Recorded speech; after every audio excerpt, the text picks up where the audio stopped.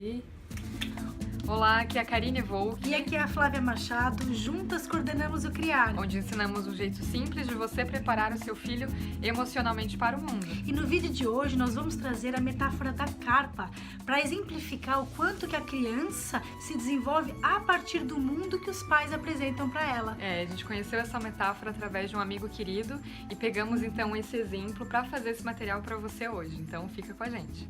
Você sabia que a carpa japonesa tem a capacidade natural de crescer de acordo com o tamanho do ambiente? Então, num tanque pequeno, ela vai crescer até de 3 a 7 centímetros aproximadamente, mas se ela for levada para um lago, ela pode crescer 3 vezes mais esse tamanho. Da mesma maneira, as crianças vão crescer e se desenvolver de acordo com o ambiente em que ela está inserida. E não estamos falando aqui de peso ou altura, mas sim do potencial delas em termos intelectuais e emocionais. De acordo com essa metáfora, enquanto as carpas elas são obrigadas a aceitarem o limite do seu mundo, do seu tanque, nós somos livres para explorar o mundo ao nosso redor. Mas será que é isso mesmo que acontece? Pois é, se somos um peixe maior do que o nosso tanque, nós não deveríamos nos reduzir a ele, sim, ir em busca do oceano, por mais que isso seja difícil. Mas transpondo para a nossa realidade, o que vemos são crianças sendo reduzidas a um tanque menor do que a sua potencialidade poderia alcançar. E além disso, a gente percebe também, né, Flá, que as crianças hoje, elas estão nascendo com uma potencialidade muito grande, né? Mas os pais, por medo, por insegurança e às vezes até por falta de informação, acabam desperdiçando a potencialidade dos filhos. Isso, porque oferecem para os seus filhos o tamanho do tanque que eles têm disponíveis. Hoje recebemos no nosso consultório diversas crianças com diversos diagnósticos, dentre eles os mais famosos: hiperatividade, desatenção, dificuldade na socialização.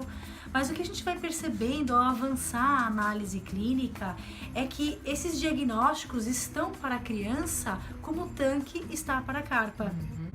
Para exemplificar para você que nos acompanha, podemos pegar aquela criança que ela é mais agitada, então ela não para quieta na sala de aula, não para quieta em casa, ela quer explorar o ambiente que ela está inserida, né?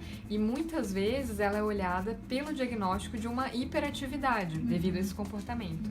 Mas o que pouco se olha é para o outro lado da moeda, né? O quanto que essa criança tem um potencial criativo muito grande. É verdade. Um outro exemplo é aquela criança com dificuldade de socialização, que inclusive acaba preocupando muito os seus pais por não se comunicar muito com as crianças, por ser mais silenciosa. Mas também o outro lado da moeda é que essa criança muitas vezes ela é altamente reflexiva, introspectiva e sensível. E isso na verdade são características muito positivas. Isso. E ainda um outro exemplo daquela criança que aparentemente é desatenta. Mas pouco se olha, né, que ela pode sofrer consequências aí de uma falta de investimento afetivo dos pais e também de um desconhecimento por faltar informações, né, sobre o mundo que ela está inserida. E que inclusive é um exemplo que a gente presencia muito no consultório. Hoje em dia, né? Para detalhar um pouquinho mais esse último exemplo, certa vez recebemos no consultório uma criança de 6 anos de idade por apresentar déficit de atenção, e o que a gente foi percebendo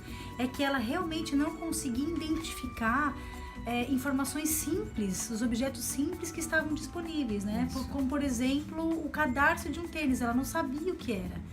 E o que a gente foi analisando é que havia aí uma dificuldade dos pais transmitirem informações importantes no dia a dia, no convívio com essa criança. Eles acabavam delegando essa função para a escola e pouco faziam isso em casa. Então a nossa intervenção, que pode até parecer simples, mas teve um efeito transformador para essa criança, foi de orientar os pais para que eles participassem do processo de apresentar o mundo para o filho, né, de transmitir conhecimento.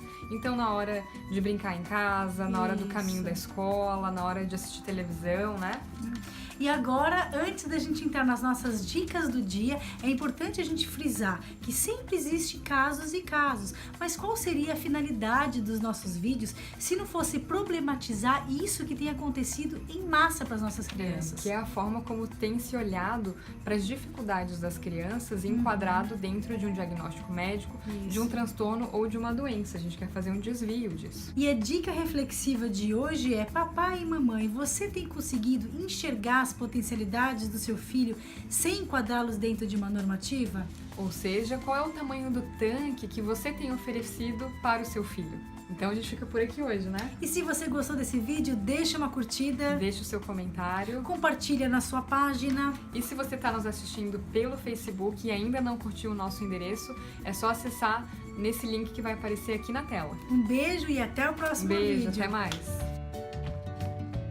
Você sabia que a carpa japonesa Que isso? Aí. é uma diagnostização?